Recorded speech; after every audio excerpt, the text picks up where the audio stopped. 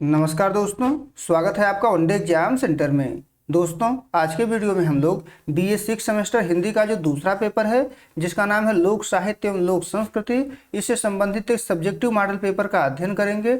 ये हमारा तीसरा सब्जेक्टिव मॉडल पेपर है। इसके पहले हम लोगों ने 2 और मॉडल पेपर का अध्ययन कर लिया है। अगर आपने उसको नहीं देखा है तो आप हमारे प्लेलिस्ट में जाकर के देख सकते हैं। आपका ये मॉडल पेपर कुल 3 खंड में विभाजित है, खंड अ, खंड ब और खंड स। एक एक करके यहाँ पर हम लोग तीनों खंडों का अध्ययन करेंगे। हम लोग जानेंगे कि इसमें आपसे क्या पूछा गया है और इसका उत्तर आपको किस प्रकार से लिखना होगा। पहला खंड अ है, इसमें आपसे अति लघु उत्तरीय प्रश्न पूछा गया है और प्रत्येक प्रश्न का उत्तर आपको अधिकतम 50-50 शब्दों में यहाँ पर देना है। देख लेते हैं कि इसमें आपसे क्या पूछा गया है। पहला प्रश्न है, लोक संस्कृति की विशेषताएं बताइए। तो लोक संस्कृति में कौन कौन सी विशेषता पाई जाती है उसी के बारे में आपको बताना है। तो उत्तर में आप लिखेंगे कि लोक संस्कृति की मुख्य विशेषताएं निम्नलिखित हैं। पहली विशेषता है, लोक संस्कृति स्वाभाविक और सरल होती है, इसमें बनावट नहीं होती, यह आम जनजीवन की सहज अभिव्यक्ति है। यानी जो लोक संस्कृति होती है इसमें किसी प्रकार की कृत्रिमता नहीं पाई जाती है, इसमें स्वाभाविकता पाई जाती है और सरलता पाई जाती है। जो दूसरी विशेषता है, यह पीढ़ी दर पीढ़ी मौखिक रूप से आगे बढ़ती है, लिखित रूप से आगे नहीं बढ़ती है, क्योंकि लोक संस्कृति का कोई लिखित शास्त्र नहीं होता है, यह मौखिक स्वरूप में आगे बढ़ता है। तीसरी विशेषता है, यह किसी एक व्यक्ति की नहीं बल्कि पूरे समाज की साझी धरोहर होती है, किसी एक व्यक्ति की संपत्ति लोक संस्कृति नहीं होती है। चौथी विशेषता है, यह स्थानीय रीति रिवाजों, उत्सवों और प्रकृति से गहराई से जुड़ी होती है। इतना आपको इसके उत्तर में लिखना होगा। अब आगे बढ़ते हैं, दूसरा प्रश्न देख लेते हैं। इसमें आपसे पूछा गया है कि नौटंकी किस प्रकार की विधा है, टिप्पणी लिखिए। तो नौटंकी के बारे में आपको बताना है। तो उत्तर में आप लिखेंगे कि नौटंकी उत्तर भारत की एक प्रसिद्ध लोक नाट्य विधा है जिसमें संगीत, नृत्य और अभिनय का मिश्रण होता है। यानी नौटंकी में तीनों पाया जाता है, संगीत भी पाया जाता है, नृत्य भी पाया जाता है और अभिनय भी पाया जाता है। नौटंकी इन तीनों का मिश्रण होता है। इसमें कलाकार खुले मंच पर नगाड़े और ढोलक की थाप पर ऊंचे स्वर में गाकर संवाद बोलते हैं। इसकी कहानियां पौराणिक, ऐतिहासिक और सामाजिक विषयों पर आधारित होती हैं जो आम जनता का मनोरंजन करती हैं। इतना आपको इसके उत्तर में लिखना होगा। अब आगे बढ़ते हैं, तीसरा प्रश्न देख लेते हैं। इसमें आपसे पूछा गया है कि लोक साहित्य के संरक्षण की आवश्यकता क्यों है। लोक साहित्य की संरक्षण की आवश्यकता क्यों है इसके बारे में आपको बताना है। तो उत्तर में आप लिखेंगे कि लोक साहित्य हमारी सांस्कृतिक पहचान और जड़ों को जिंदा रखता है। अगर हम अपनी संस्कृति से जुड़ना चाहते हैं, अपनी जड़ों से जुड़ना चाहते हैं तो लोक संस्कृति का संरक्षण आवश्यक है। आधुनिकता के प्रभाव में हमारी प्राचीन परंपराएं, भाषाएं, मौखिक ज्ञान सब लुप्त हो रही हैं। इस लुप्त होने से बचाने के लिए भी लोक साहित्य का संरक्षण जो है आवश्यक है। नई पीढ़ी को अपने गौरवशाली इतिहास, लोकगीतों और नैतिक मूल्यों से जोड़े रखने तथा अपनी अनूठी क्षेत्रीय पहचान को बचाने के लिए लोक साहित्य का संरक्षण बेहद जरूरी है। यानी अगर हम अपने प्राचीन संस्कृति को बचाना चाहते हैं, प्राचीन संस्कृति से जुड़ना चाहते हैं तो लोक साहित्य का संरक्षण जो है आवश्यक है। इतना आपको इसके उत्तर में लिखना होगा। अब आगे बढ़ते हैं, चौथा प्रश्न देख लेते हैं। इसमें आपसे पूछा गया है कि मुहावरों से आप क्या समझते हैं, मुहावरा किसको कहा जाता है, इसी के बारे में आपको बताना है। तो उत्तर में आप लिखेंगे कि ऐसे वाक्यांश जिनका साधारण अर्थ न निकलकर कोई विशेष या लाक्षणिक अर्थ निकालता है उन्हें मुहावरा कहते हैं। यानी मुहावरा जो होता है वो वाक्य नहीं होता है, वाक्यांश होता है, यानी वाक्य का एक अंश होता है और इसका कोई साधारण अर्थ नहीं निकलता है बल्कि एक लाक्षणिक अर्थ निकलता है। ये भाषा को सुंदर, प्रभावशाली और सजीव बनाते हैं। इनका स्वतंत्र प्रयोग नहीं होता है बल्कि इन्हें वाक्यों के बीच में ढाला जाता है, वाक्यों के बीच में इनका प्रयोग किया जाता है। उदाहरण देख लेते हैं। जैसे एक मुहावरा है अंगूठा दिखाना, इसका अर्थ होता है मना करना। इतना आपको जो है इसके उत्तर में लिखना होगा। आगे बढ़ते हैं, पांचवा प्रश्न देख लेते हैं। इसमें आपसे पूछा गया है कि लोक साहित्य को परिभाषित कीजिए। लोक साहित्य किसको कहा जाता है इसमें आपको बताना है। तो उत्तर में आप लिखेंगे कि लोकमानस की सहज अभिव्यक्ति ही लोक साहित्य है। यानी लोकमानस की जो अभिव्यक्ति है उसी को लोक साहित्य के नाम से जाना जाता है। यह वह अलिखित साहित्य है जो सदियों से मौखिक परंपरा द्वारा एक पीढ़ी से दूसरी पीढ़ी तक पहुंचती है। यानी जो लोक साहित्य होता है वो लिखा हुआ नहीं होता है, अलिखित होता है और मौखिक रूप से एक पीढ़ी से दूसरी पीढ़ी तक पहुंचती है। इसमें लोकगीत, लोक कथाएं, मुहावरे शामिल होते हैं। यह किसी एक व्यक्ति की रचना न होकर के पूरे समाज की सांस्कृतिक धरोहर और पहचान होता है। यानी इसका रचयिता कोई एक व्यक्ति नहीं होता है बल्कि पूरा समाज इसको अपना मानता है। इतना आपको इसके उत्तर में लिखना होगा। अब आगे बढ़ते हैं, खंड ब देख लेते हैं। इसमें आपसे लघु उत्तरीय प्रश्न पूछा गया है और प्रत्येक प्रश्न का उत्तर आपको अधिकतम 200 शब्द में यहाँ पर देना होगा। देख लेते हैं कि इसमें आपसे क्या पूछा गया है। दूसरा प्रश्न है, लोक साहित्य और लोक संस्कृति में क्या संबंध है, उत्तर दीजिए। लोक साहित्य में और लोक संस्कृति इन दोनों में क्या संबंध होता है, इसी के बारे में आपको बताना है। तो उत्तर में आप लिखेंगे कि लोक संस्कृति और लोक साहित्य का संबंध अत्यंत गहरा और अटूट है। इन्हें एक ही सिक्के के दो पहलू माना जा सकता है। लोक संस्कृति जहाँ किसी समाज के जीने के तौर तरीके, रीति रिवाजों और आस्थाओं का समूह है। यानी जो लोक संस्कृति होता है वो हमारा रहन सहन होता है, हमारा खान पान होता है, हमारे जीवन जीने का जो तरीका होता है उसको लोक संस्कृति के नाम से जाना जाता है। वही जो लोक साहित्य होता है उसी संस्कृति की सहज और संगीतमय अभिव्यक्ति होती है। दोनों एक दूसरे के को आधार और जीवन प्रदान करते हैं। इसके संबंधों को निम्न बिंदुओं में समझा जा सकता है। यहाँ बिंदुओं कर लीजिएगा, एक एक करके इसको समझने का प्रयास हम लोग करेंगे। पहला है संस्कृति का दर्पण, यानी जो लोक साहित्य होता है वो लोक संस्कृति का दर्पण होता है। लोक साहित्य अपनी संस्कृति का जीवंत दर्पण होता है। समाज के त्योहार, मेले, सुख दुख और संस्कार लोकगीतों, लोक कथाओं के माध्यम से ही प्रकट होते हैं। यानी जो लोक साहित्य होता है वो लोक संस्कृति का दर्पण माना जाता है। दूसरा बिंदु है संस्कृति का संरक्षण और हस्तांतरण। ये भी जो है लोक साहित्य के माध्यम से ही होता है। लोक साहित्य लिखित न होकर के मौखिक होता है। यह सदियों पुरानी सांस्कृतिक परंपराओं, नैतिक मूल्यों और इतिहास को एक पीढ़ी से दूसरी पीढ़ी तक सुरक्षित पहुंचाने का माध्यम है। यानी लोक साहित्य के माध्यम से ही लोक संस्कृति को हम एक पीढ़ी से दूसरी पीढ़ी तक पहुंचाते हैं। अगला बिंदु है परस्पर निर्भरता, यानी दोनों एक दूसरे पर निर्भर हैं। लोक संस्कृति के बिना लोक साहित्य के पास कोई विषय वस्तु नहीं होगी और लोक साहित्य के बिना लोक संस्कृति अपनी पहचान खो देगी, वो आगे नहीं बढ़ पाएगी। जैसे विवाह की रस्में लोक संस्कृति हो गई और लोकगीत हो गए लोक साहित्य, जिसके बिना विवाह की रस्में अधूरी होती हैं। तो एक दूसरे पर ये दोनों निर्भर हैं, लोक साहित्य और लोक संस्कृति। अब अगला बिंदु देख लेते हैं। चौथा बिंदु है सामूहिकता की भावना। इन दोनों में सामूहिकता की भावना पाई जाती है। दोनों का स्वभाव जो होता है सामूहिक होता है। यह किसी एक व्यक्ति की रचना या शैली नहीं बल्कि पूरे समाज की साझी विरासत होती है जो इसके आपसी जुड़ाव को मजबूत करती है। इतना आपको उत्तर में लिखना होगा। इसके बाद हम लोग निष्कर्ष लिखेंगे और निष्कर्ष में आपको लिखना है कि संक्षेप में कहा जा सकता है कि लोक संस्कृति यदि शरीर है तो लोक साहित्य उसकी आत्मा है। लोक साहित्य के माध्यम से ही लोक संस्कृति जीवित, गतिशील और प्रासंगिक बनी रहती है। समाज की वास्तविक पहचान को अक्षुण्ण रखने के लिए इन दोनों का सह अस्तित्व अनिवार्य है। इतना आपको इसके उत्तर में लिखना होगा। इतना लिख देंगे तो आपके प्रश्न का उत्तर पूरा हो जाएगा। अब तीसरा प्रश्न है, इसमें आपसे पूछा गया है कि लोकगीत की प्रमुख विशेषताएं बताइए। लोकगीत में कौन कौन सी विशेषता पाई जाती है इसी के बारे में आपको बताना है। तो उत्तर में आप लिखेंगे कि लोकगीत किसी भी समाज के हृदय की स्वाभाविक और सहज पुकार होते हैं। ये बिना किसी विशेष साहित्य ज्ञान या कठोर व्याकरण के नियमों के आम जनता द्वारा रचे और गाए जाते हैं। लोकगीतों में मिट्टी की शोधी महक और क्षेत्रीय संस्कृति का जीवंत रूप देखने को मिलता है। अब इसकी विशेषताओं को देख लेते हैं।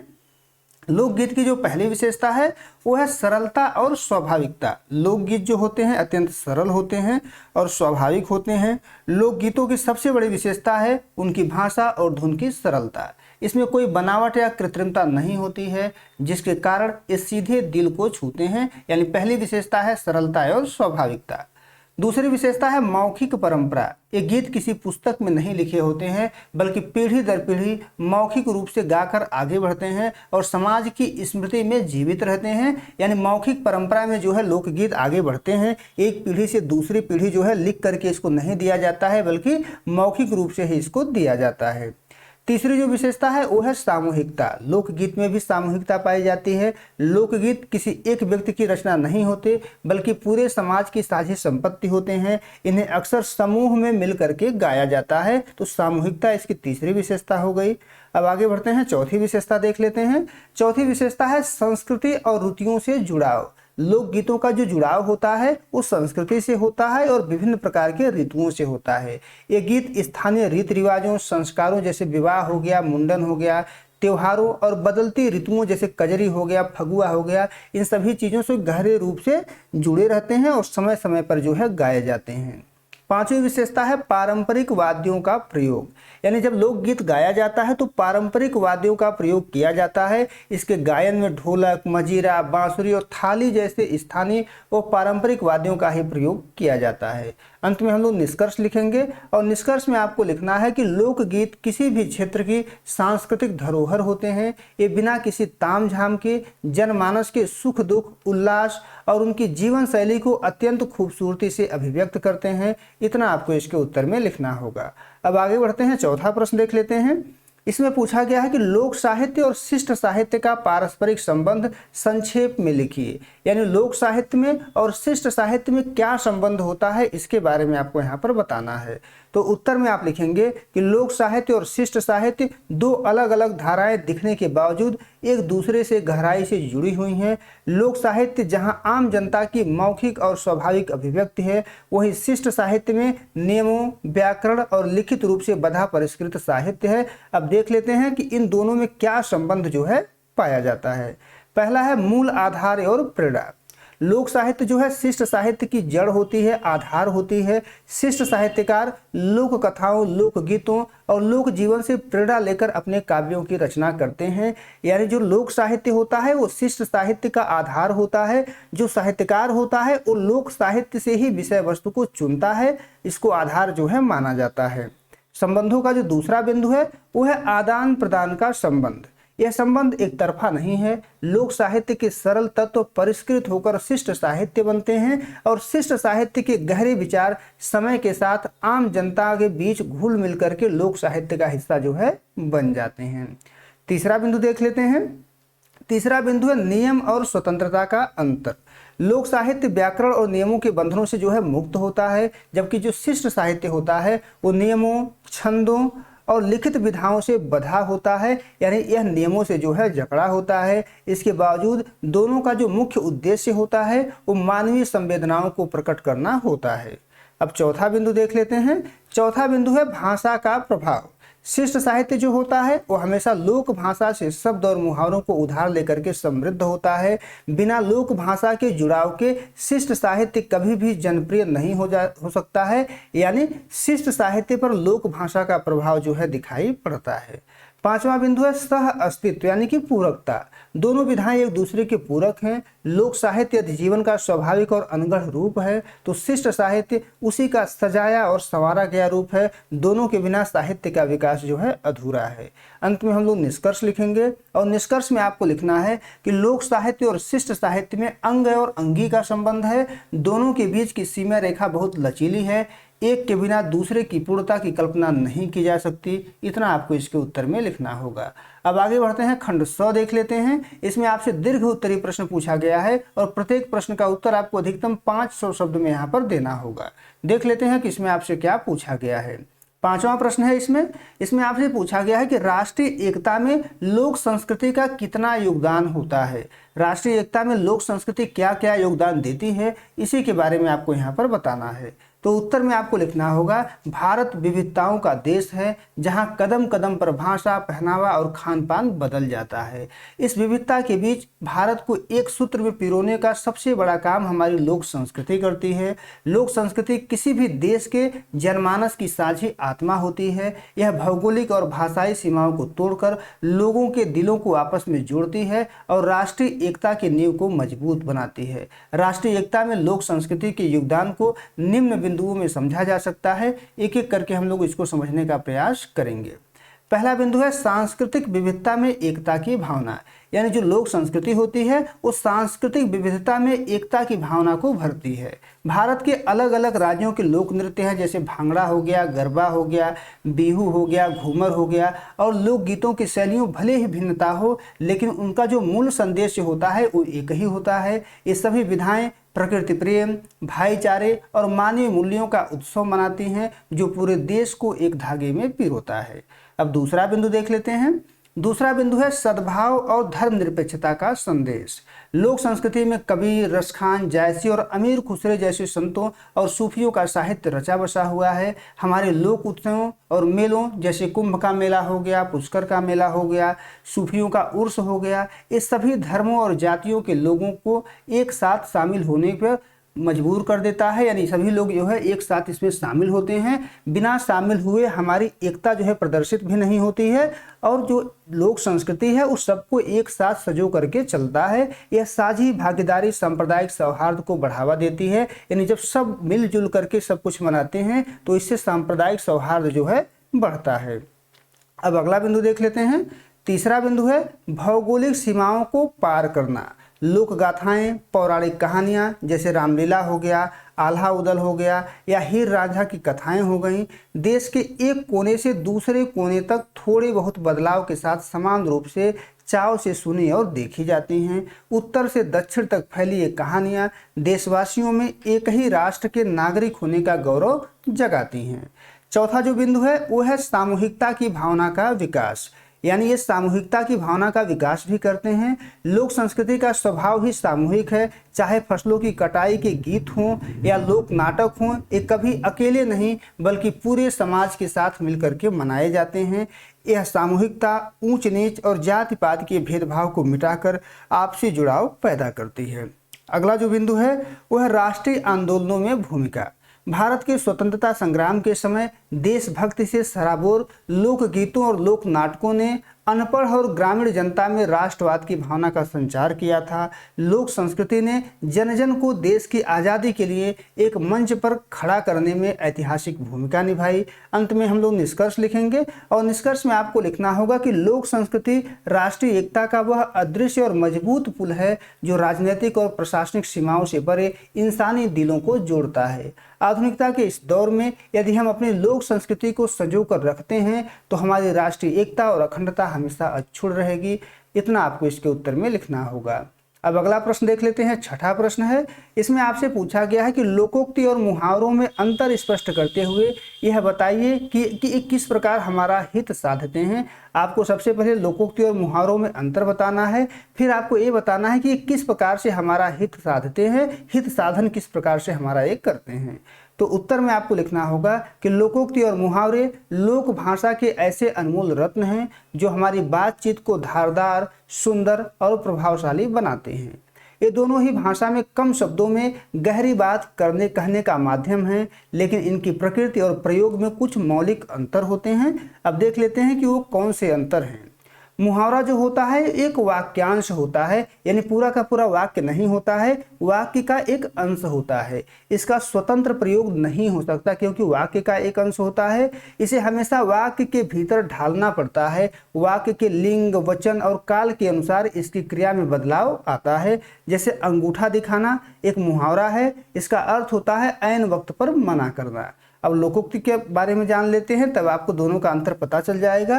लोकोक्ति जो होती है एक पूर्ण वाक्य होती है। इसका जो प्रयोग है वो स्वतंत्र रूप से किसी भी बात के समर्थन या प्रमाण के लिए किया जाता है। इसके रूप में कोई बदलाव नहीं होता, यह हमेशा ज्यों की त्यों बनी रहती है। जैसे अकेला चना भाड़ नहीं फोड़ सकता, ये क्या है, लोकोक्ति है। और पूरा का पूरा वाक्य है, इसको किसी वाक्य के बीच में रखने की कोई आवश्यकता नहीं है। तो ये दोनों में अंतर होता है।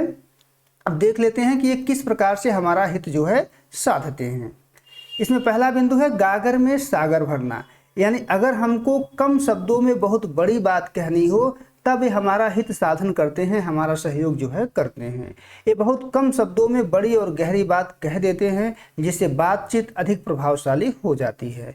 दूसरा है नैतिक और व्यवहारिक शिक्षा, यानी इनके माध्यम से हम नैतिक और व्यवहारिक शिक्षा भी सीख सकते हैं। लोकोक्तियाँ जीवन के कड़वे और सच्चे अनुभवों का निचोड़ होती हैं। जैसे अधजल गगरी छलकत जाए हमें बड़पोलेपन से बचने की व्यवहारिक सीख जो है देती है।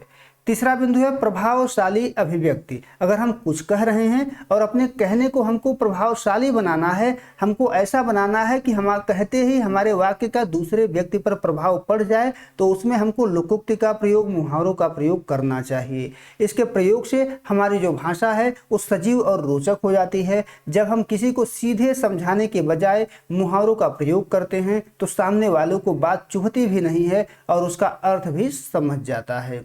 अब चौथा बिंदु देख लेते हैं। चौथा बिंदु है सांस्कृतिक धरोहर का संरक्षण। ये हमारी सदियों पुरानी संस्कृति, इतिहास और जीवन शैली को अपने भीतर समेटे हुए हैं, जो हमें हमारी जड़ों से जोड़े रखते हैं। अंत में हम लोग निष्कर्ष लिखेंगे और निष्कर्ष में आपको लिखना है कि लोकोक्ति और मुहावरे केवल भाषा के आभूषण नहीं हैं, बल्कि ये मानव जीवन के मार्गदर्शक हैं। ये हमें जीवन जीने की कला सिखाते हैं और समाज को सही दिशा देकर हमारा बौद्धिक और मानसिक हित साधते हैं। इतना आपको इसके उत्तर में लिखना होगा। इतना आप लिख देंगे तो आपके प्रश्न का उत्तर पूरा हो जाएगा। उम्मीद है दोस्तों आपको ये वीडियो पसंद आया होगा। अगर वीडियो अच्छी लगी तो हमारे चैनल को सब्सक्राइब कर लीजिए, वीडियो को लाइक और शेयर कर दीजिए। और आपका परीक्षा समाप्त हो जाए तो हमारे व्हाट्सएप नंबर 83 037 86 616 पर अपना पेपर जरूर भेजिए। बहुत बहुत धन्यवाद।